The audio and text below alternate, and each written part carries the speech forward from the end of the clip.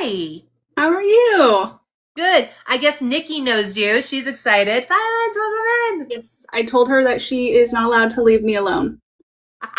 That's awesome. Guys, this is author Marcey Pierce. She has several books, but I think we're going to be focusing on one. Is this a new one coming out? So the newest one, we kind of have to talk about all of them to talk about that one. Okay. But yes, that is my newest one. It came out last month. How do you say the title? A Thame. A Thame. So a Thame it is, but it's part of a series. Tell us about it. So the Acothian Ascension series, it has two main books, and then A Thame is like a prequel novella, right? And it follows the best friend whose role in the overarching story is more than just the best friend. So the story, I'm trying to figure out a way to say this without spoiling too much. The story itself it's surrounded around this prophecy, right? And each of these each of these characters have a pivotal role in this prophecy. So my main character, Brenna, in A Tempest of Shadows, she has to shatter a veil in one of these factions, right? And then A Thame follows her best friend Saleya, who is a witch, who is going to be important in shattering a different veil and moving further in the story to uniting the continent, essentially. Okay, wonderful. And there's another novella too, right, that you have? Yes, The Offering. This is another prequel novella following one of the shadows. So these shadows are cryptid-like creatures, kind of shapeshifters situation. Shapeshifter, curse, different realm warrior things. Very cool. I tried to play with that cover. It didn't go well. No, they're all very dark. They're hard to manipulate. No, like AI it wanted to keep giving it a face, and I'm like, I don't think it has a face. I don't want to get it a face. Like, stop making it turn and have a face. I don't even know if it's male or female. Like, stop it. Cloaked people, they don't, or the cloaked character, you don't want to see his face. It's pretty gross. So I wanted them to walk into one and then walk off. That's literally what I wanted it to do, and it wouldn't do it. No matter how many ways I phrased it, I was like, screw it, because I already had two made for a Thame. And I was like, I'll just go with already have me, because I found that one yesterday. I was like, the one you did with A Thame was super cool. I was like, but TikTok AI, my friend. That's. Oh yeah, I don't touch AI. So hi, baby. Sorry. I just do it just to like make it really like pop, and then I usually put the cover up, but I had your cover as the other thing too. So like, yeah, I don't know. It was super cool. I had way too much fun, is what it is. So you've created this. Is it a romantasy or is it just fantasy? So it is a fantasy at its core. There are romantic subplots. However, like if you're looking for some smut, you're not gonna find it, especially in the books that are out so far. The closest thing that you'll get, and this is kind of even an offensive thing to say, because it's not smut, but there's forced consummation in the second book. Okay. So there's no sexy, can I say that? Yeah. Is it on page or is it off page? It is on page, but it's not grape. Okay. So it's more closed door in a way. It's closed door, yeah. But like you do know what's happening. It's you have the POV from the male character and then an outsider perspective, but it's not long and it's not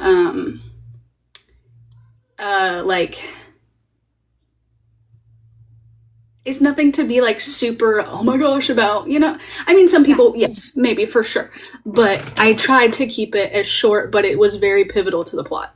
Right. And that's always important. Yeah. If as long as it's pivotal, I mean, and you put a little trigger warning, hey, there might be a little moment, Yeah, and there are trigger warnings in all of my books so that everybody can make sure that they're cool with what's going on when they get to it. Nimbus says all her books are fantastic. She has great vision. Huh? You have a great vision, Nimbus says. Yeah. No, yeah. This is interesting stories she made. So they're all of it. Hey, Logan, good to see you. Thank you for the daily. So where are you getting your inspiration for all this? I actually have really bad insomnia, and after my second son was born, I had like a near hospitalization situation from postpartum depression and anxiety. So a lot of this is from hallucinations and nightmares. Whoa. Okay. Yeah. Nimbus wanted to say it wasn't your vision, it was your vision for the book, not your eyesight. Oh yeah. No, I know. That's awesome. So you had like bad things, and then you had hallucinations and bad dreams, and you were like, they're interesting. Was a way for you to process that, maybe? Right. So after my second son was born, I was heavily in therapy for everything that was going on. And my therapist was like, try journaling. And at first I was like, that's not going to help at all. I don't know who gave you your license, but that's not going to help. It helped. And now we're here 4 books later and with processed trauma. So, I mean, win-win. You processed trauma, you got some books. I mean, yeah. Yeah. And I find that a lot of authors, they use their trauma to trauma dump into these books to process a lot of stuff. Mm-hmm. So it's not unheard of as a way to cope. Right, yeah. And there's a lot, like, I tell people this is fantasy, but 90% of the stuff that has happened in these books happened to me at one point or another. So, yeah. So they're pretty, like, they're in there. I can understand her. I got PTSD from war in Afghanistan. She's really cool. Aw. Someone's just saying that they understand why you're doing that. Like, they got PTSD too, so they understand. Yeah, my husband also has wartime PTSD, so something I can definitely empathize with. Absolutely. Now you just did a theme. What are we going to see from you next? Are you staying in this realm? Or are you branching out into something else? I have one more book in this series, and then it'll be wrapped up. However, I've been working on it for like 15 months and I still am in the first draft phase. Oh my gosh. Which is kind of insane to me because these other ones just poured out of me. Like the first book, I wrote it in 2.5 months. The second was 8 months. The novellas I wrote The Offering in a week. This last one, however, is not coming as easy. But other projects that I'm doing, I'm working with Nikki Wilbur. We're writing a dystopian, which is super gross and very much crimes against women coded. Ooh. Yeah, we're going through our first draft right now, reading through it, and it is yuck. It is painful. It is everything. I adore that story so much, and I simply cannot wait to finish it. That's awesome. Leslie, you're good with relating to no reason to apologize. You're awesome. No worries. She's like, oh, I'm just relating. You're good.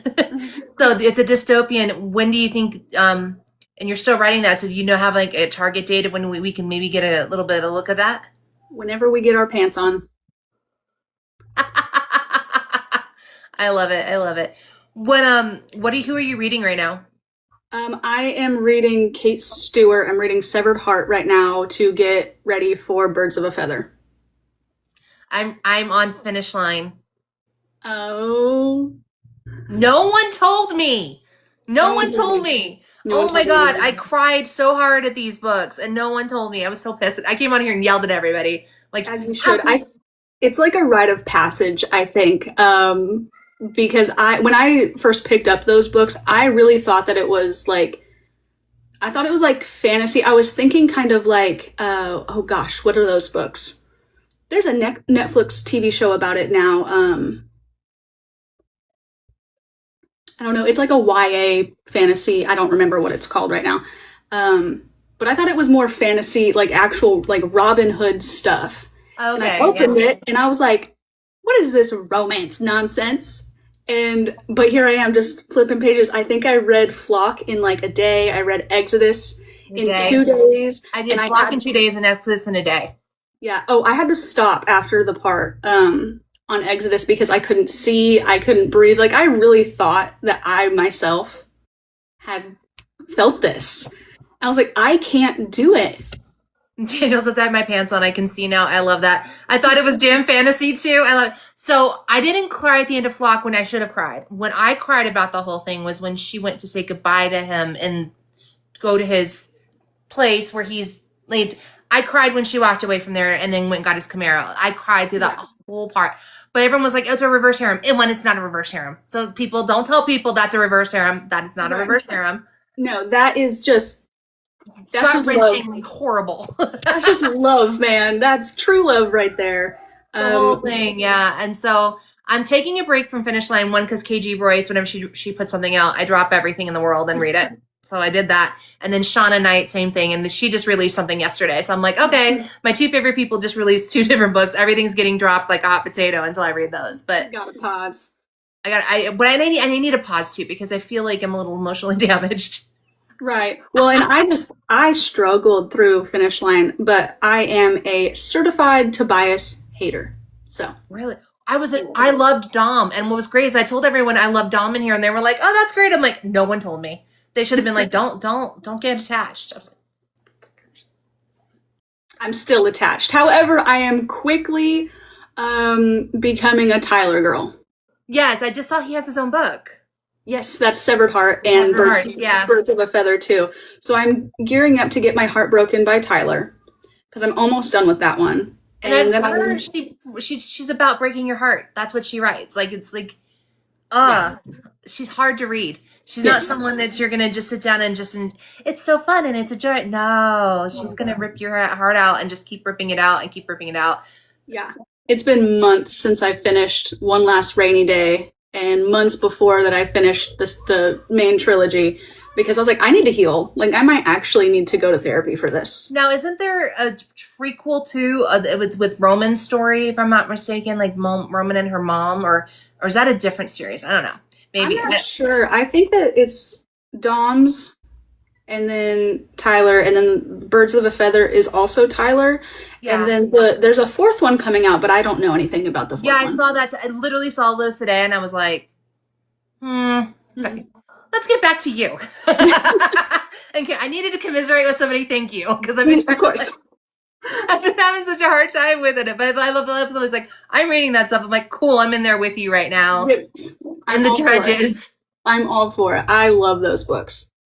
Yeah, they are good. I'm not saying don't read them, guys. It's not like when I was like, hey, it's like the Nemessa, you will benefit. It's just, it's hard. They're hard read. You read it. That's a command. Yeah. Read it. You're not going to be all happy and jovial, but you're going to be beneficial as you did read it. Like, I'm happy I read them. You're all going to love chapter 25 of Flock, though. What was that? The boat. The boat. Oh, God, yes. Yes, that's when I was like, oh, here we go now. Because I read a lot of reverse harem. Like this right here. This is perfection. This is. Mwah. It was until, the last few chapters. So who did you grow up reading? Now that you're on Kate Stewart, but that's probably not where you started. Who did you grow up reading? I actually read when I was in like middle school. So the first book that was ever put in my hands was Call of the Wild. And so I read a lot of books like that. I was really into things about dog sleds and like Alaskan wilderness. Anything that had to do with being out in the wilderness was my jam. When I got into high school, I started reading The House of Night by Kristen Cast and Casey Cast. Uh-oh, here comes my herd of dogs and children.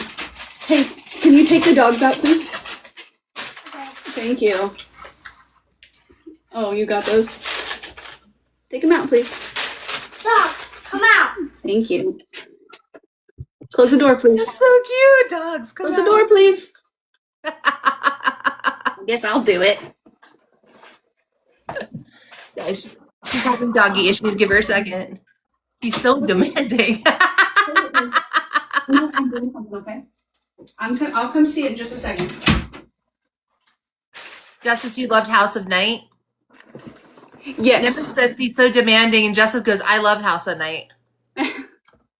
Oh yeah, my son is definitely, he's very demanding.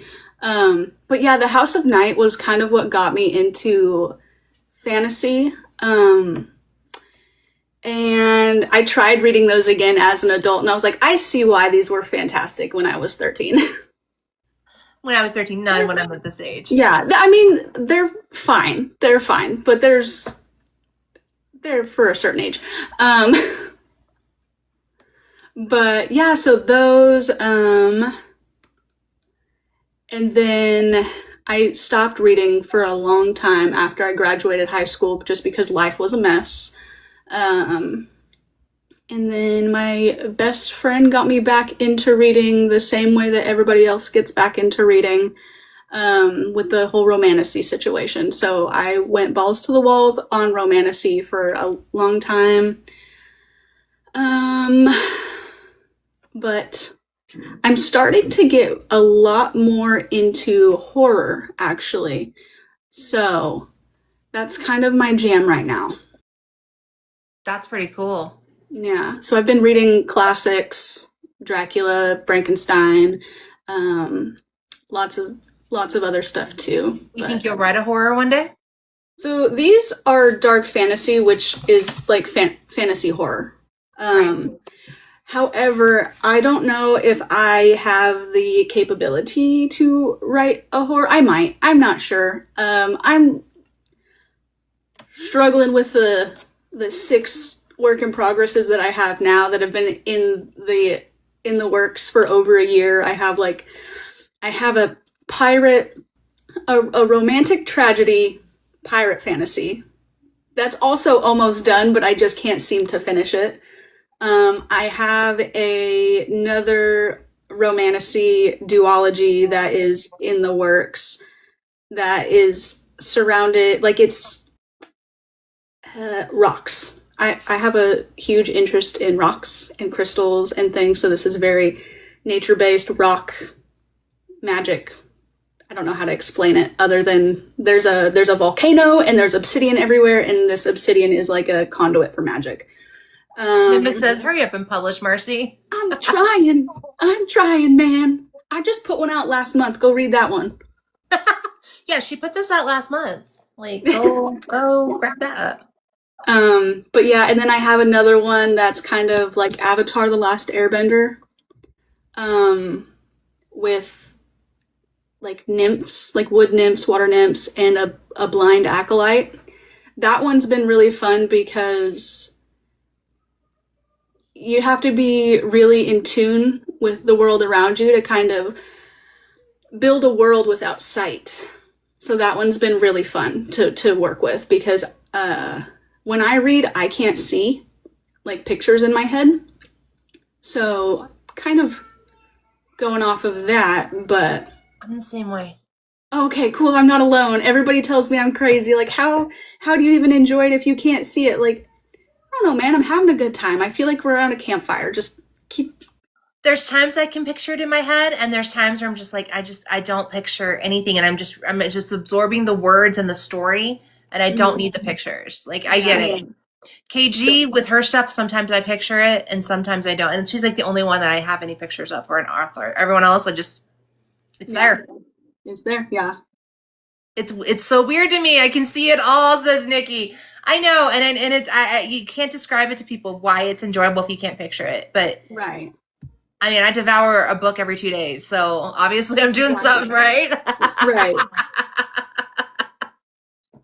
So what's been your biggest struggle so far besides completing your books? Well,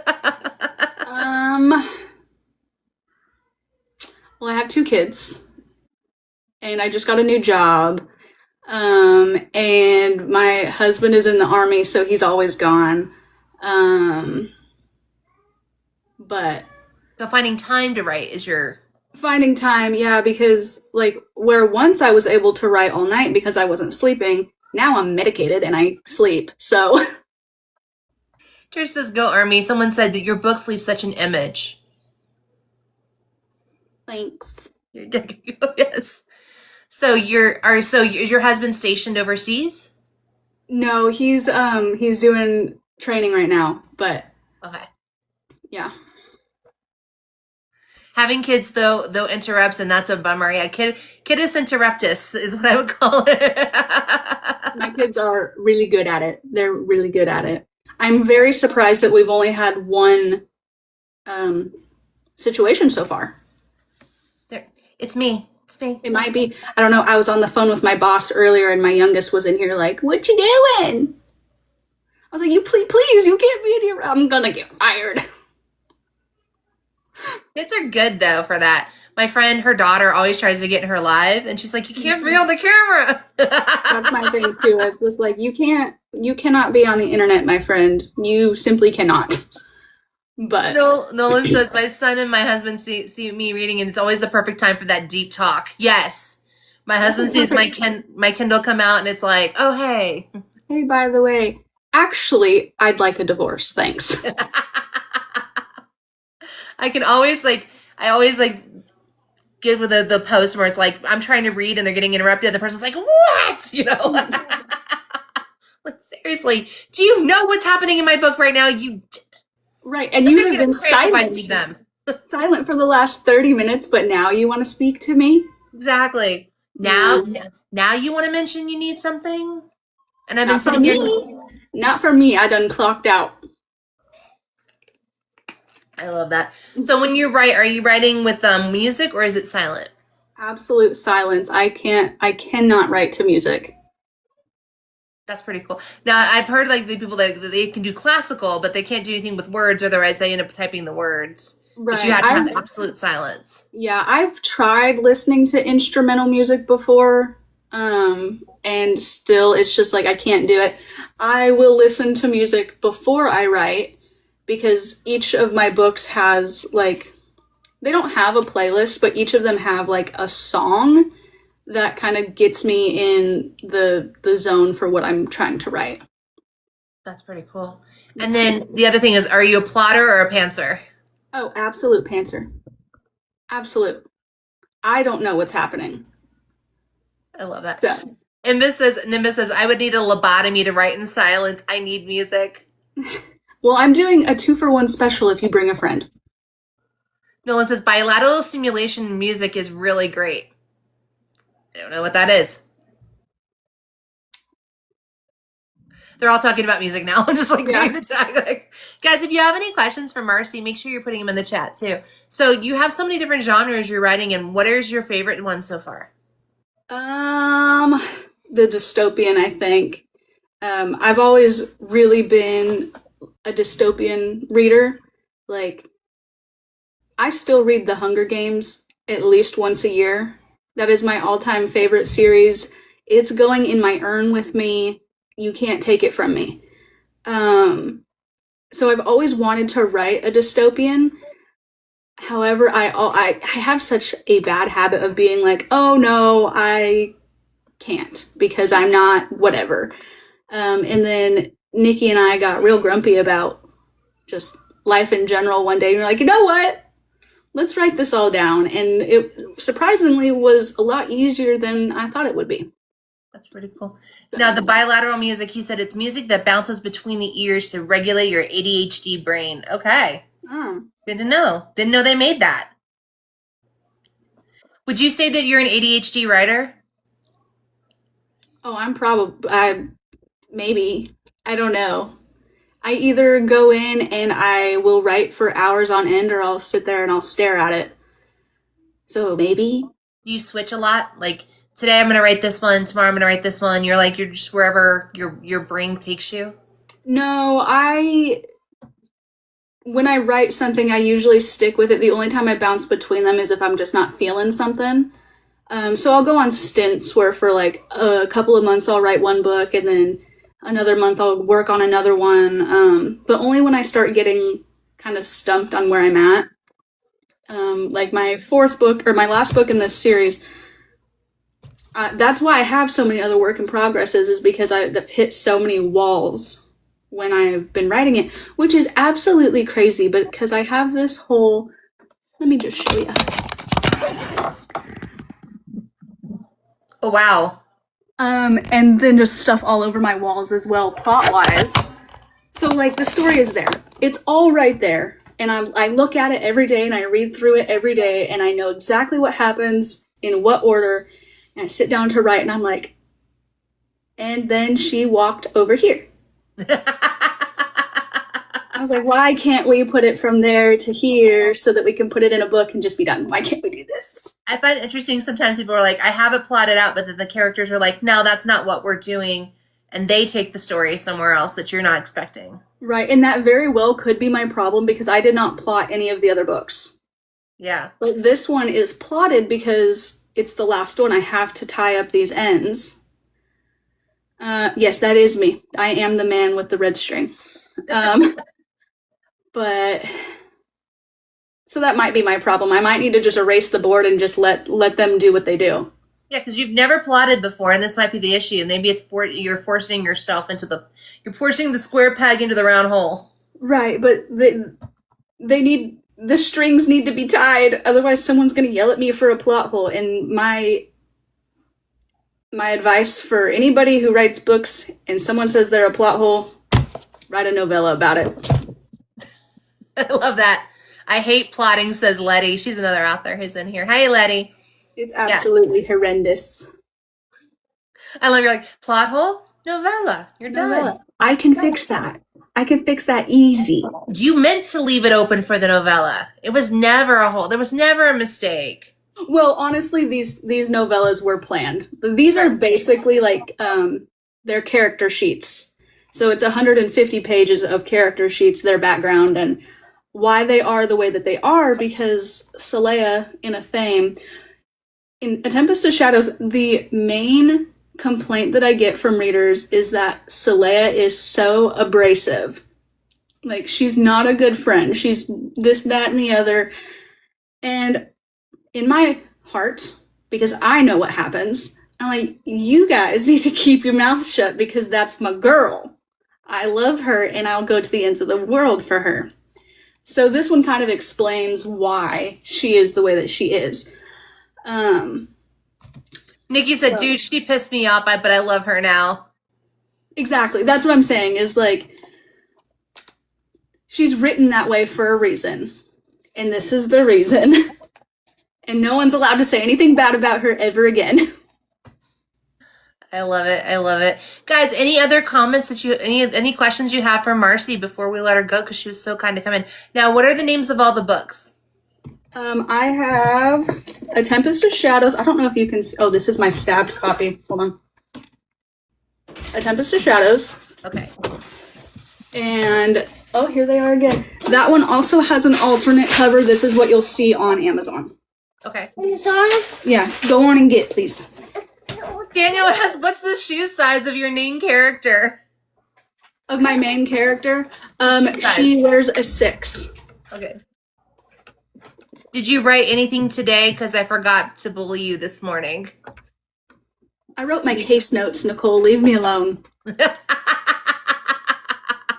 So we have the first one, and then the second book is... The second one is Shadows of Fate. Okay. And then we have A Thame, like we are all here for, and then we have The Offering. Daniel, you're reaching, man. Now he wants to know what your favorite character's favorite scent is. It's mint. Mint. I love it. Letty, I'm writing right now. No one bullying me. Okay. Don't tell Nicole that. She'll bully you. The colors go. Go color them. Here, take this and go color. Yes, Nolan, they're all the same series. What's the name of the series? The Acothian Ascension. Here, I'll write it in here. Okay. There we go. That's the name of her series. Nolan's like, thank girl. Love it. And they're available on that favorite 2-day shipper. They are. They're there, and they're on the subscription as well. Daniel says, what is your main character's biggest pet peeve? Me. She hates to see me coming. She's like, here we go again. Yeah, like, what are you going to take from me now? Was a leg not enough? Ryan, don't know what you're talking about, buddy. Can you point me in the direction of getting ARC readers? K Marie, we can talk about that as soon as she's done. But yeah, I can. I would, but I don't get them very often, so. Well, come in here and ask, because my room's full of ARC readers. I should. I probably should reach out more to people and get on that, but I am just so scared. Now there is oh God, what is her name? I'm trying to think it because I'm going to tell them about it. Is that there's a girl in here, she's from England, and all she does is find ARC readers for authors, and that's what she does as a job. And I cannot remember. Is that part of the Inkbound Society, maybe? It's not Inkbound, it's Words and...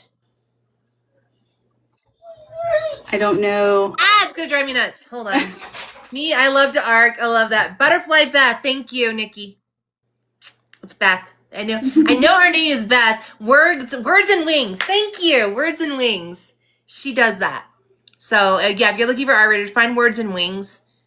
She's just, you can pay her to find you ARCs, or just go into Book Talk Lives and just be like, hey, I need ARC readers, and you'll find people. So right. Yeah, I've already had 2 of my books put through the good old chat. So I'm so scared of even giving it out to anybody. I put watermarks in my books now, so I know who did it. Oh wow. Don't tell anybody. If your MC was a god for a moment could change one thing, what would it be? If she was a god for one moment, I will, she'd probably ask for her leg back. Her leg back? Yeah. Okay. Yeah. You can find out about it. Read, we'll find out. K Marie, yeah, if you're looking for ARC readers, guys, I'll hang out, and what we'll do, not the leg. My leg! K Marie, hang out, and I'll put you on the pen, and I'll have everyone reach out to you. Because there's a lot of ARC readers in here right now. I was thinking her prophecy disappear. I mean, yeah, that probably would be a good one too, but she's a little ditzy, man. She's a little ditzy, she's a little self-centered. So, it's Brenna we're talking about. I love that. I love that. Any more questions, guys? She really is tough, Nikki says. What are you doing? Do you want to come say hi? We'll get up here and say hi. Puppy! What type of dog? And the name? Big. We don't know. That's quite enough of that. We think that she's some kind of like shepherd pit bull mix. But we're not really sure. We rescued her, and she's just a 90-pound puppy. So. Does your MC prefer wool or cotton, Daniel? Cotton. It's not so itchy. Okay, go outside. Go. What's her name, the doggy? Valkyrie. Awesome. I love that name. Kira for short, though, because that's kind of a mouthful to yell when she's running down the street, because her and my 4-year-old. Okay, ma'am. Go on. Go. Sorry. It's okay. Okay, go ahead. Go. Daniel, you're fine. You're cracking me up, though, with your questions. I'll let her know why. It's okay. Daniel says he likes a really thought-out main character, completely thought-out main character. He goes, it means a lot. So he likes the fact that your character is so well thought out. Well, she's like I said, a lot of this book comes from personal experiences. So me and Brenna are a lot alike. I do have both my legs, though. So. Love that. All right, guys. We're going to let her go. What names of book 1 and 2 again? A Tempest of Shadows and Shadows of Fate. And those are available over on our favorite 2-day shipper, guys. Mm-hmm. I gotta say it that way because they've come up on the other way I used to say it. General's making me nervous about my author time. All the questions. Letty has her spotlight coming up soon. It's a lot easier than I was nervous all day. It's a lot easier once you get up here. It's like a FaceTime call. You'll be okay. It is, and I try to make it as relaxing as possible, like trying to ease you in and like we chat. Right. You'll be fine, Letty. I'll protect you. Please, if I had to get rid of some of the trolls who are already in here, I was like, oh, I'm not dealing with it. Marcy, thank you so much. You do have some points, so I'm going to drop you so make sure you get it. Like, you made 10 cents, probably. Oh, nice. Right? Best 10 cents ever. That's more than I've made on KDP in a while. I love it. All right, girl. Thank you so much. And when your dystopian's ready to come out or another one, reach out to me. We'll have you come back on and tell us about it again. Yeah, it's actually on a different. Let me just throw this in there. Nicole, put the tag in here real quick. We have a separate account for that one because Nikki and I are writing it together. So it's Reapers and Roses. Okay. Is the account. So maybe one day Nikki and I both will come up for that one. That would be amazing. We can have you both come up and you guys can just talk to us about it. I would love that. Yeah, that would be fun. At Reapers and Roses, guys, this is Nikki and Marcy for their dystopian book. Make sure you're grabbing it up and taking it home. Let's go. All right, Marcy, you've been lovely. Thank you so much. Yeah, thanks for having me. Thank you for letting me vent about Kate Stewart. Thank you for letting me vent about Kate Stewart. You need that. You need that in your life, right? Yeah. Oh, she says, "Oops, it's Reapers." She messed up, so she fixed it. All right. Thank you so much, my girl. You'll have to kick me. I don't know how to do it. I'm doing it right now. Great.